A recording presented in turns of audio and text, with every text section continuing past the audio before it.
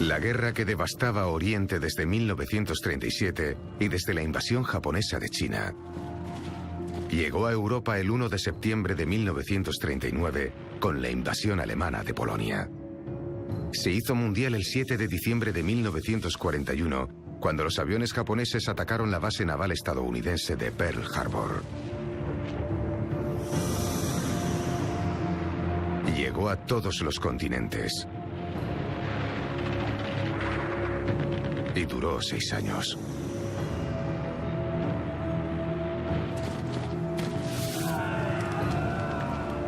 Terminó con un arma nueva para una época nueva.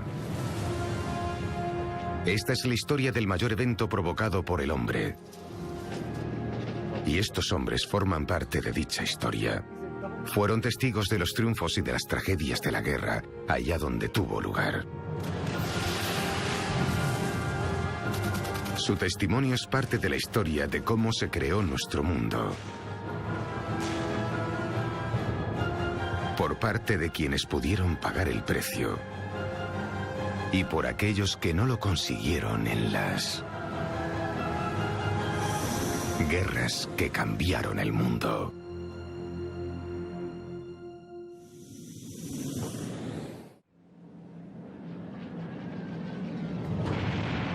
Estamos en 1941 y Gran Bretaña ha repelido la amenaza de invasión y derrotado a la Luftwaffe en el cielo de las Islas Británicas.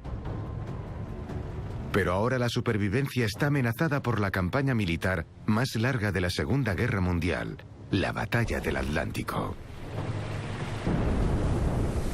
Los acontecimientos de ese año en los Balcanes, los de la zona oriental del Mediterráneo y los del norte y el este de África influirán de manera decisiva en la guerra. A finales de año, Japón llevará a cabo una operación que hará que la guerra sea realmente mundial. Pero antes de eso, una mera palabra transformará la historia de la Segunda Guerra Mundial. Barbarroja. Episodio 5. Barbarroja.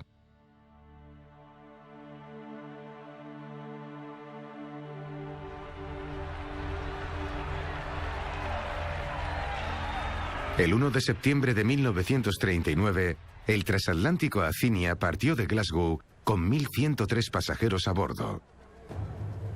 La noche del 3, el día que Gran Bretaña declaró la guerra, fue avistado por el submarino alemán U-30, que le disparó 2 torpedos. El Acinia se hundió a las 10:40 de la mañana siguiente.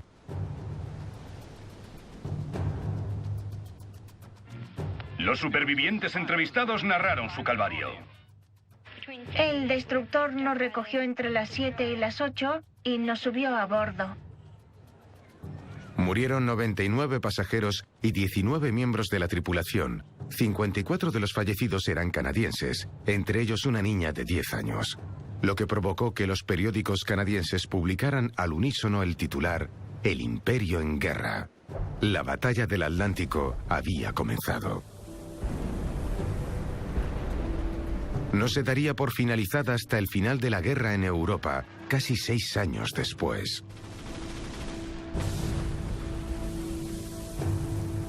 Winston Churchill admitió de manera célebre que lo único que realmente le asustaba de la guerra era la amenaza de los submarinos alemanes.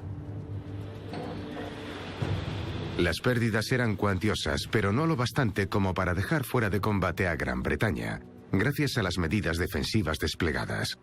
El sistema de escolta de los convoyes, los aviones de largo alcance y puede que lo más relevante, las técnicas de construcción naval, sobre todo las de los astilleros estadounidenses, de los que salían más navíos de los que se hundían.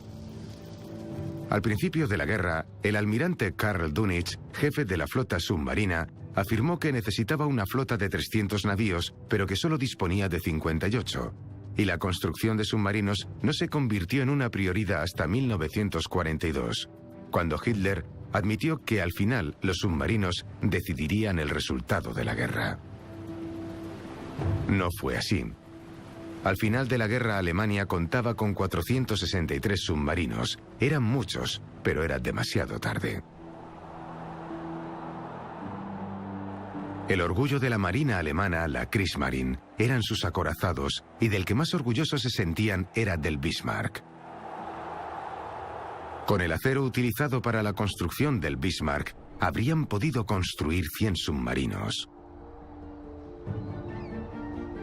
En vez de eso, se utilizó para un único acorazado que fue a la guerra el 19 de mayo de 1941. Desde el principio estuvo eclipsado por las fuerzas navales británicas y algunos elementos de la aviación naval. Entró en combate y tras solo 10 días en el mar, se hundió.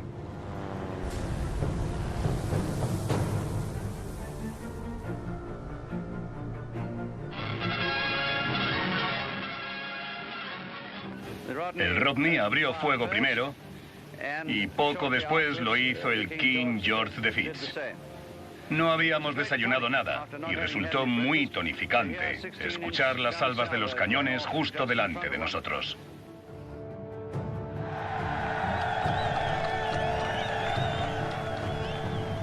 Sin embargo, los submarinos resultaron muy eficaces para apropiarse de las rutas de abastecimiento que suministraban comida y material de guerra vital para Gran Bretaña.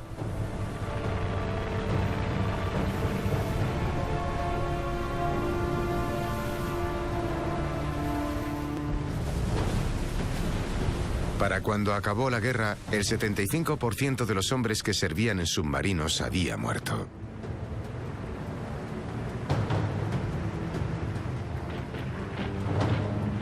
Una tasa de víctimas muy superior a la de cualquier sección de cualquier ejército en cualquier país. Desde mayo, la Armada Real Canadiense, que asumió la responsabilidad de la zona occidental, escoltaba los convoyes durante toda la travesía del Atlántico. Igualmente importante, y a pesar de su neutralidad,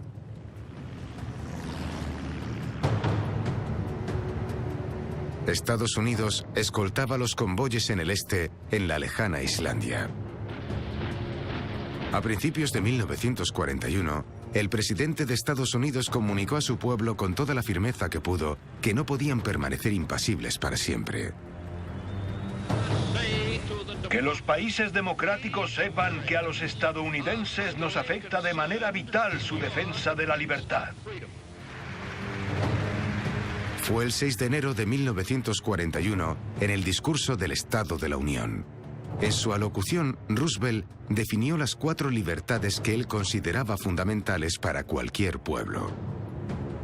La libertad de expresión, de religión, de vivir sin penurias y sin miedo. En abril de 1941, un pequeño acontecimiento de gran relevancia influyó en la batalla del Atlántico. La captura del submarino U-110.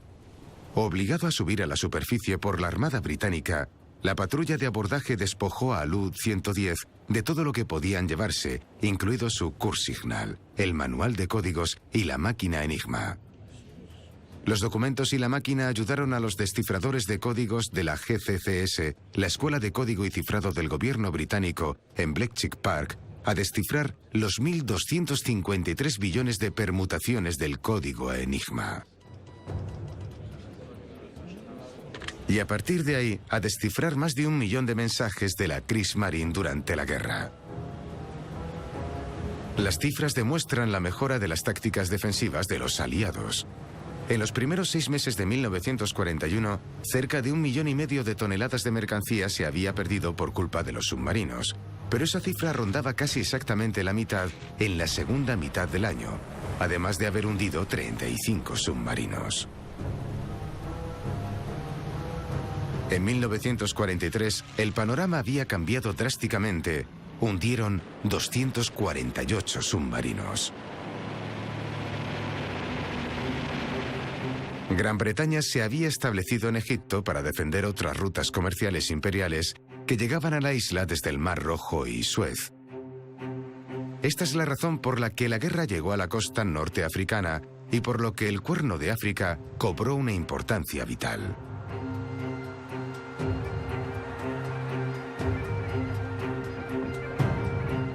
Pues tuvimos unas 6 semanas de maniobras que a mí me pareció insuficiente. No estábamos preparados para la guerra. La mitad no había disparado un rifle nunca. Teníamos los antiguos 303 de la Primera Guerra Mundial. Con eso nos equiparon. En 1940 entramos en acción. A finales de enero de 1941, el teniente general Sir Alan Cunningham avanzó. Sus soldados indios, sudafricanos, británicos y del este y oeste de África recorrieron 55 kilómetros al día hasta llegar a Etiopía el 2 de febrero de 1941. Su misión, enfrentarse a los italianos y devolver al emperador Haile Selassie su trono. En la primera batalla contra los italianos, al final, conseguimos vencer. Les echamos. Nos superaban en número. No estaba claro que fuésemos a ganar. Así que trajeron a unos cuantos regimientos británicos y 1 o 2 escuadrones de regimientos indios. Desde Massawa avanzamos hasta Abisinia.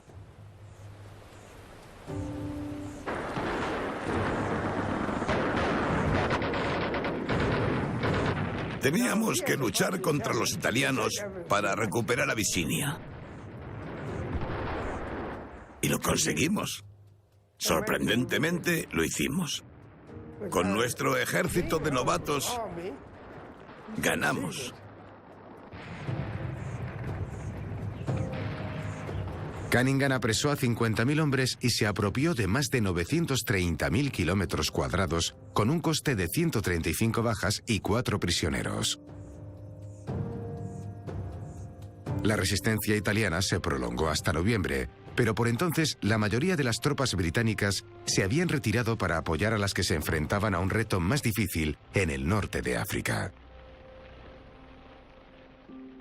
La Francia de Vichy y la España de Franco, ambas afines a las potencias del eje, controlaban Marruecos. Argelia, al igual que Túnez, pertenecía a la Francia de Vichy. Libia estaba en manos de Italia. Egipto, desde donde se controlaba el Canal de Suez, estaba bajo protectorado británico. El Mediterráneo era un mar polémico. Cuando Italia entró en la guerra, Gran Bretaña fue obligada a retirar sus unidades navales de la base de Asia.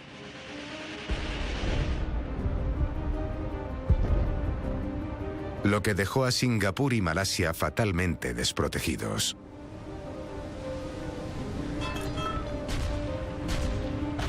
La flota mediterránea de la Armada Real, junto a varios navíos de la Real Armada de Australia, interceptó y hundió o dejó gravemente dañados a varios navíos de la Reggian Marina, la Armada italiana, en la batalla de Matapan, en la costa suroeste de la península griega del Peloponeso. Fue el 27 y 28 de marzo y sería la última vez que la Armada Real combatía en una batalla naval.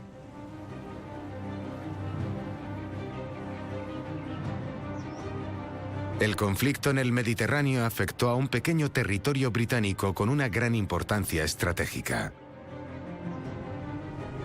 Malta, una fortaleza con aeródromos y un enorme astillero naval.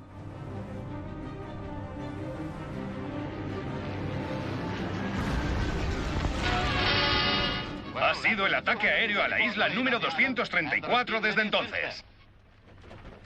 Bajo constantes ataques aéreos y un suministro irregular de convoyes, el monarca británico reconoció la intrépida resistencia del pueblo maltés, concediéndole a toda la isla la más alta condecoración civil al valor, la Cruz Jorge, que en la actualidad aparece en la bandera de la República de Malta, independiente desde principios de 1960. Conservar Malta significaba mantener abiertas las rutas marítimas que abastecían a las fuerzas aliadas agrupadas en el norte de África.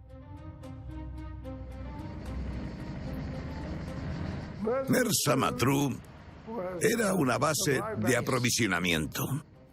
Había pilas de suministros.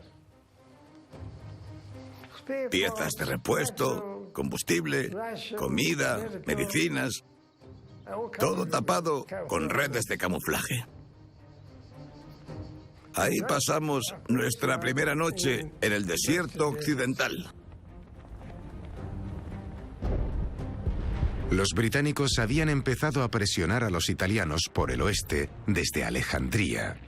El 5 de enero de 1941, Bardia sucumbía a la Sexta División Australiana. El 22 cayó Tobruk y el 6 de febrero los australianos entraron en Bengasi. Allí había un montón de ingleses. Estaban allí mucho antes de que llegáramos nosotros. Nos dieron de comer y nos echamos al suelo a dormir. Se oía un ruido.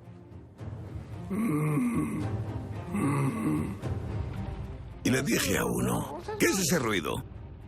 Y me dijo, oh, ya lo verás. La aviación italiana. Savoia Marquitis,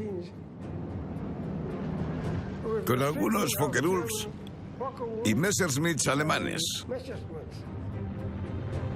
Eran tan gruesos que la luz no los traspasaba. Eran como una nube negra.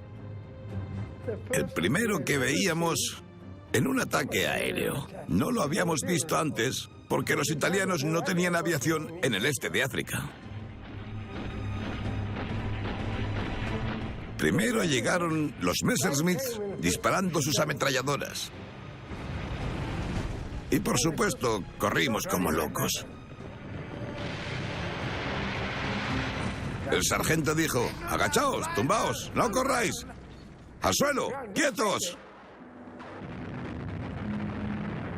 Si corréis, os verán y os darán. Y por supuesto que la ignorancia se llevó por delante a unos cuantos. Dios. Era la primera vez que experimentábamos algo así.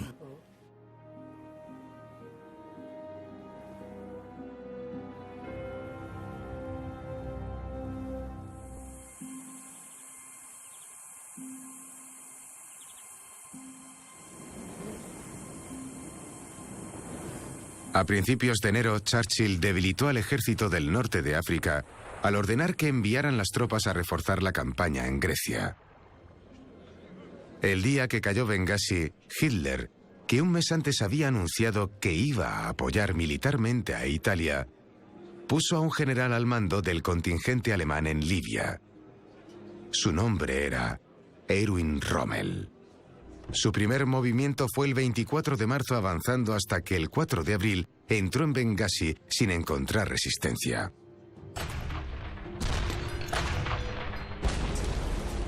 El avance se produjo a tal ritmo y la retirada fue tan caótica que dos generales británicos, O'Connor y Nym, fueron capturados y los australianos estuvieron a punto de quedarse aislados.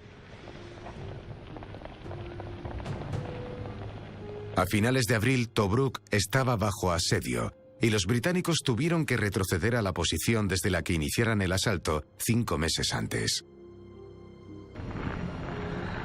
Hitler, molesto por la fallida invasión italiana de Grecia, reaccionó airadamente cuando el nuevo régimen yugoslavo, que había destronado a su aliado, el príncipe Paul, firmó un pacto de no agresión con Stalin y dio muestras de estar dispuesto a negociar una coalición con Gran Bretaña.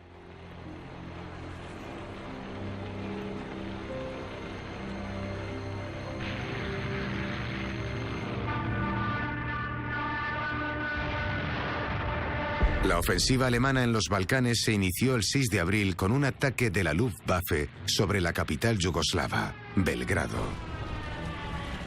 50 divisiones con un fuerte apoyo aéreo arrasaron con 28 divisiones yugoslavas pobremente equipadas y sin apoyo aéreo. Solo perdieron a 151 hombres en su marcha por el país camino de Grecia, donde ya se habían enviado tropas británicas y de la Commonwealth.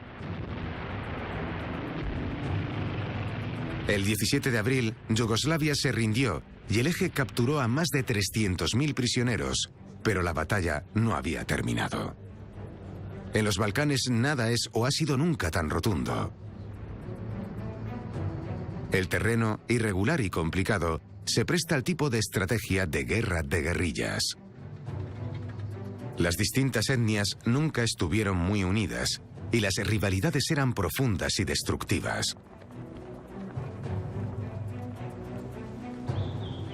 La zona se convirtió en el escenario de una auténtica actividad guerrillera. Los que habían combatido contra el enemigo común, la Alemania de Hitler, pusieron la misma energía en luchar entre ellos. Los monárquicos serbios, los chetniks, no podían hacer causa común con los ustasi croatas, ni aliarse con los partisanos, liderados por un antiguo agente de la Internacional Comunista que se llamaba a sí mismo Tito. La cruel invasión alemana de Grecia, un nuevo ultraje en el récord de crímenes de Hitler, se ha iniciado por tierra donde la superioridad de los tanques y el transporte motorizado no parece servir de mucho. No teníamos mapas en condiciones, solo teníamos unos esquemas y Kerry me dijo, mira un rebaño de cabras. ¿Puedes acercarte y preguntarle si sabe dónde demonios estamos? Y le dije, vale, señor. Fui hacia el hombre que estaba allí sentado y le dije, perdone, ¿habla inglés? Me miró un poco extrañado y me dijo, no, pero hablo americano. Tuvimos que destruir la mayoría de nuestros tanques porque no teníamos repuestos. Yo llevaba el último tanque del convoy al norte de Tebas. El tanque se había parado y llegaban los aviones. Nos metimos en una trinchera. Cayó una bomba y perdió la tracción de un lado. Dieron la orden de sálvese quien pueda. El gobierno griego había sucumbido. Así fue. El ejército griego se rindió el 20 de abril y apenas una semana después, la Armada Real envió a las tropas de la Commonwealth, compuestas de una división australiana, una división neozelandesa y una brigada acorazada británica. Evacuaron a las tropas de la Commonwealth a Creta. 10.000 de sus hombres fueron hechos prisioneros de guerra. Al igual que en Dunkerque, los británicos consiguieron sacar a sus hombres, pero se vieron obligados a dejar atrás la artillería pesada. Los alemanes entraron en Atenas el 27 de abril. 2 días antes, con la Directiva 28 del Führer, Hitler ordenó la captura de Creta.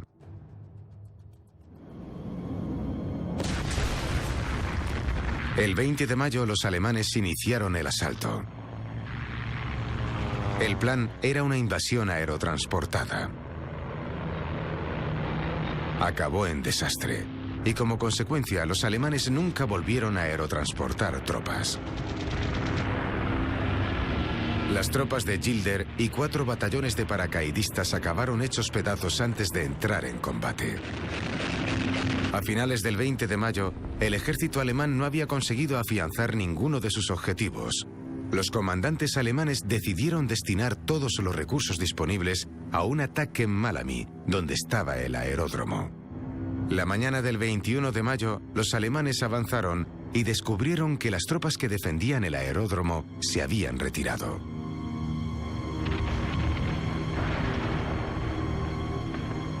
Los alemanes no perdieron tiempo trayendo refuerzos por aire. Los comandantes británicos no tardaron en plantearse una rendición y, coincidiendo con el primer aniversario de Dunkerque, evacuaron a las tropas británicas y el pueblo de Creta sufrió atrocidades que han pasado a la historia. Los británicos, el Imperio Británico y las tropas de la Commonwealth también combatían en el extremo oriental del Mediterráneo, que entonces, como ahora, era una región de gran importancia estratégica. El levante mediterráneo, básicamente lo que ahora es Irak, Siria y Líbano, estaba controlado en gran parte por una administración leal al gobierno de Pétain de la Francia de Vichy. El 8 de junio, las tropas británicas, con la participación de la Francia Libre, avanzaron hasta Siria y Líbano, previendo encontrar poca resistencia por parte de la guarnición de Vichy. Su sospecha resultó errónea.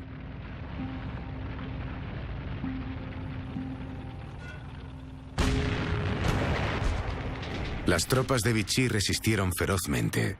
No consiguieron vencer su resistencia hasta el 15 de julio. Se ofreció la oportunidad a 38.000 soldados de Vichy de unirse a la Francia libre o de ser repatriados a Francia. Solo 5.700 decidieron seguir combatiendo. La derrota de Italia en Abisinia y la de la Francia de Vichy en el Levante mediterráneo fueron importantes para afianzar la posición británica en Egipto como base para la batalla en el norte de África, donde se había vuelto a combatir. Los aliados no salieron bien parados.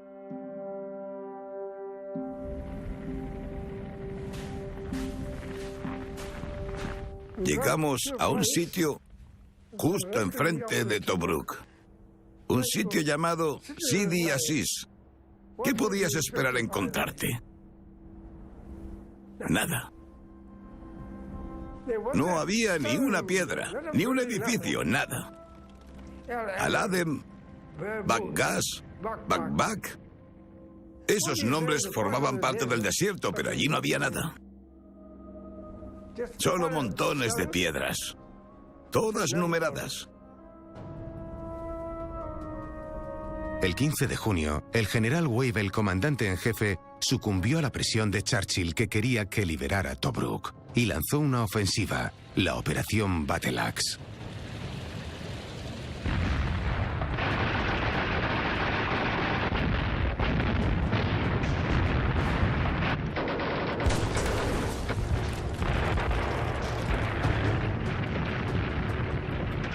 Dos días después, los británicos se vieron forzados a retroceder después de perder más de 90 tanques, todos abatidos por una de las armas más temidas del frente de batalla, el cañón alemán antiaéreo de 8 milímetros.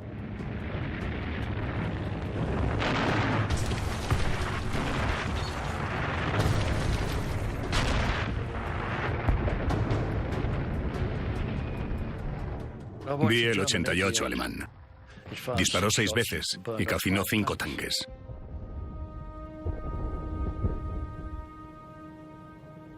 Churchill era menos tolerante al fracaso de sus generales que otros líderes, tanto que hacía que Hitler, que era muy duro con sus comandantes, pareciera benevolente.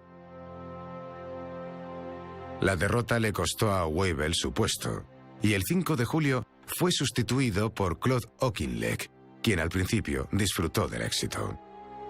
En agosto, la campaña de los aliados vio cómo las tropas británicas y soviéticas, que aunaban sus fuerzas por primera vez, invadían y se hacían con Irán y sus valiosas reservas de petróleo.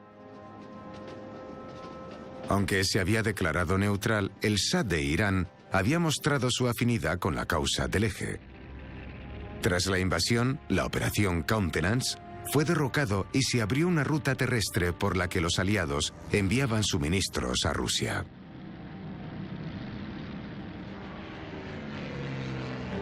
El 18 de noviembre se inició una nueva ofensiva norteafricana, Crusader.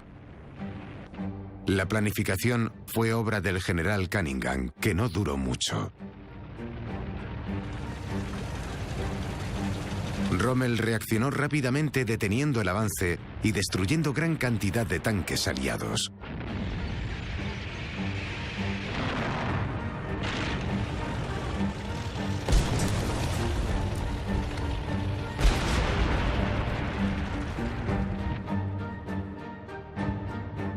El intento de liberar Tobruk concluyó el 20. Y el 24, el blindado de Rommel rompió el cerco, como se dijo, y llegó a la frontera entre Egipto y Líbano. Cunningham pidió permiso para detener la ofensiva y retroceder. Auchinleck y su comandante no solo no se lo dieron, le destituyeron. La lucha en el norte de África se reanudó de manera definitiva en 1942. Pero los acontecimientos en otros lugares eclipsaron este campo de batalla.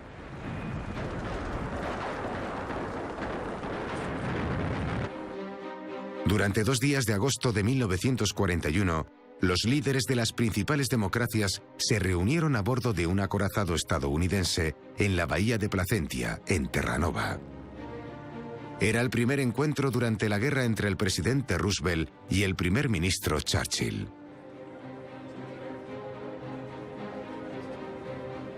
Aunque los estadounidenses no estaban en guerra, la reunión corroboró la importancia de la relación entre Gran Bretaña y Estados Unidos.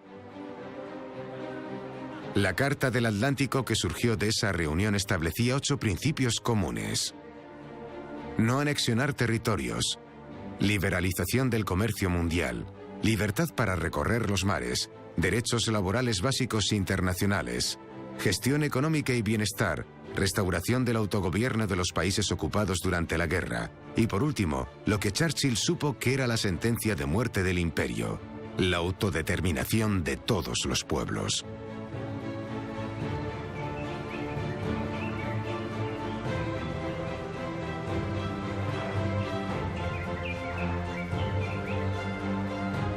Semejante demostración de solidaridad anglo-estadounidense era en parte la respuesta a la creciente tensión en Asia. Y en parte era el reconocimiento de la alarmante intensificación de la guerra europea. El 22 de junio de 1941, Alemania y sus socios del Eje invadieron la Unión de Repúblicas Socialistas Soviéticas.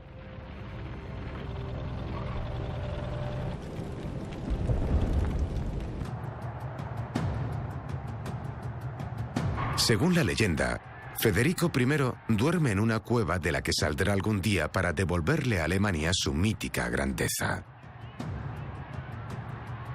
Como tenía la barba pelirroja, a Federico se le conoce como Barbarroja. La Directiva 21 del Führer del 18 de diciembre de 1940 atribuía ese nombre a la orden por la que las Fuerzas Armadas alemanas deben estar preparadas incluso antes de que finalice la guerra contra Inglaterra para machacar a la Rusia soviética en una campaña veloz. Según el Plan Barbarroja, se destruirá el grueso del ejército ruso posicionado en el oeste de Rusia con operaciones temerarias encabezadas por acorazados que se abrirán paso a modo de puntas de lanza. Por supuesto, el secreto era vital. Alemania y la Unión Soviética habían firmado un pacto de no agresión. Asombrosamente, el asalto de 4 millones de soldados, 600.000 vehículos y un número casi similar de caballos consiguió sorprender a Stalin.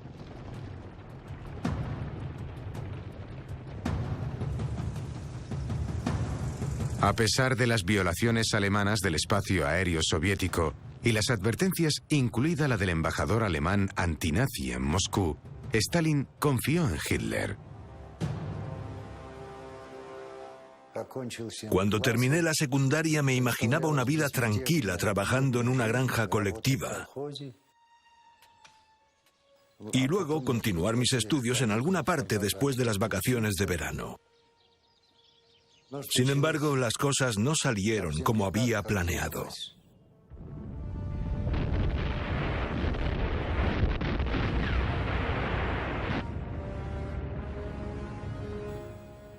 El destino es algo impredecible.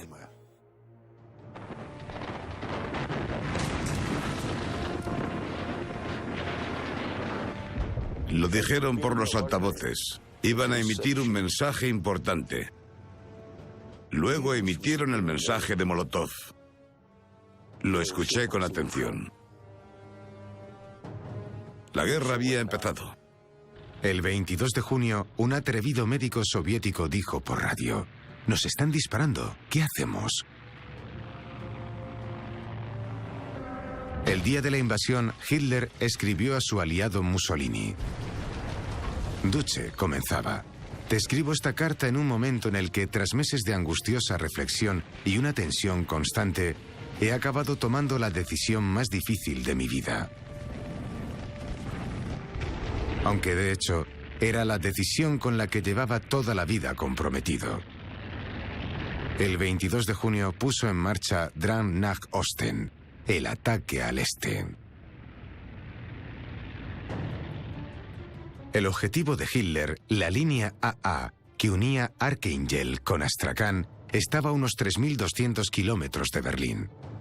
El ejército avanzaría en 3 grupos por ejes divergentes. El frente tendría 2.100 kilómetros al principio y se extendería a más de 3.000 kilómetros a medida que avanzaba el ataque. 151 divisiones alemanas apoyadas por otras 40 de los socios del eje. Las tropas rumanas e italianas eran las más numerosas, pero también había soldados holandeses, franceses, daneses, croatas, eslovacos, húngaros, rumanos, incluso una división española, aunque oficialmente no estaban en guerra con nadie. El ejército ruso se había desplegado a lo largo y ancho de la frontera en lugar de mantenerse agrupado para defender una posición. La aviación del Ejército Rojo también se exponía sin temor. En las primeras 24 horas, 1.500 aviones soviéticos fueron destruidos en tierra y 300 en el aire.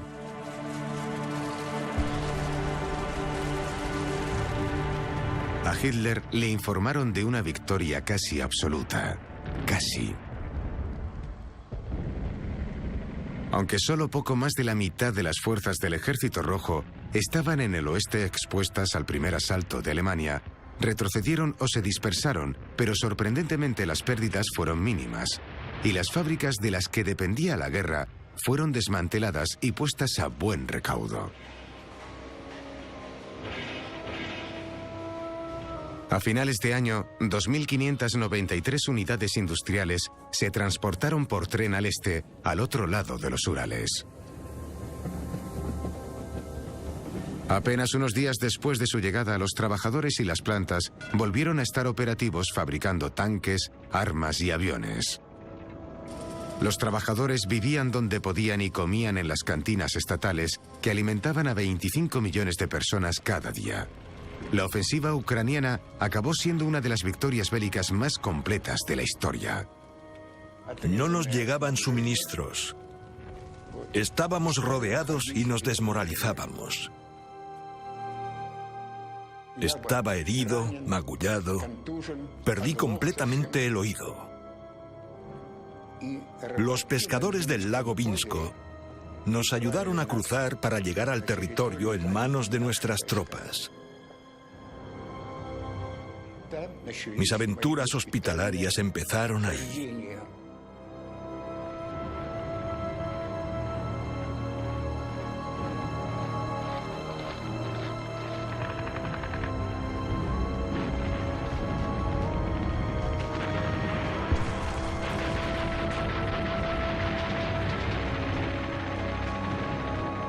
La primera división Panzer de von Kleist y el ejército Panzer de Guderian cerraron el cerco de Kiev, acorralando a un ejército que el 26 de septiembre acabó entregando a 650.000 prisioneros rusos. La cifra más alta de la historia de los conflictos armados.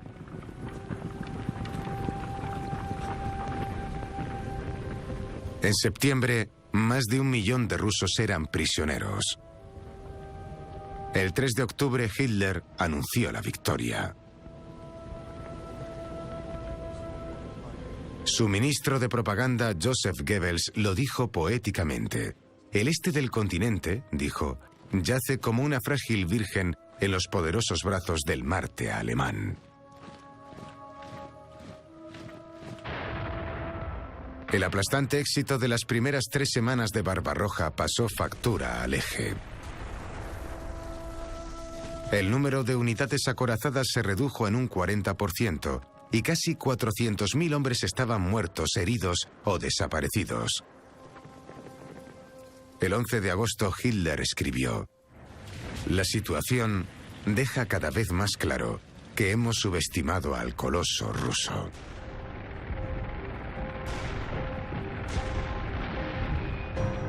A mediados de octubre de 1941, el Ostir, el ejército oriental, había ocupado el territorio en el que vivía el 45% de la población soviética, extrajo el 64% de su carbón y recolectó el 47% de su cereal. Alemania continuaría con la ocupación de estas generosas tierras hasta el verano de 1944. pero desaprovechó la oportunidad.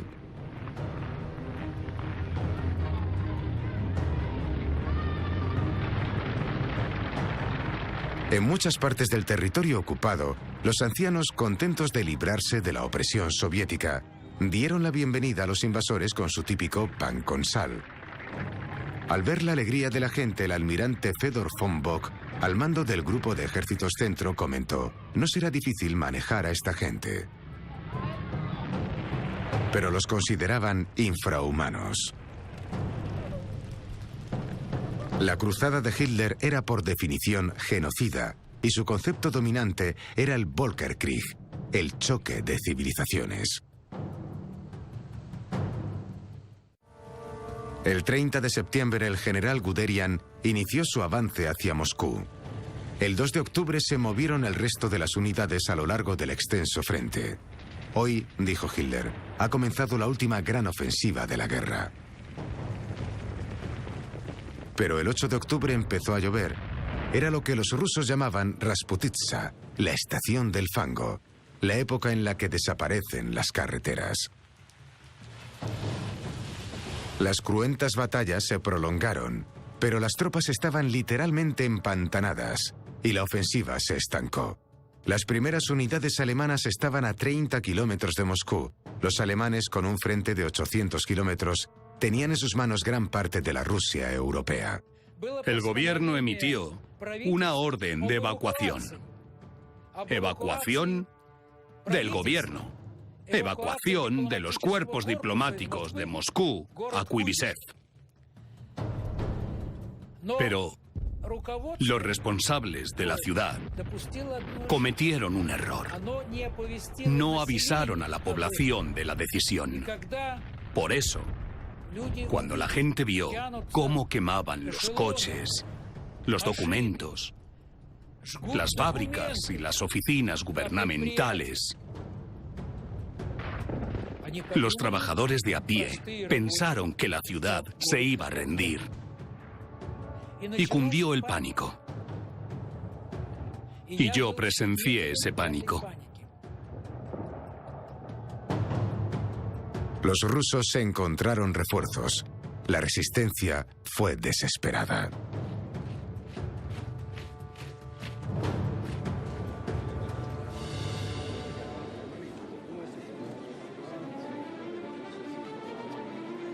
Moscú no cayó. Hitler tenía razón. Habían subestimado al coloso ruso.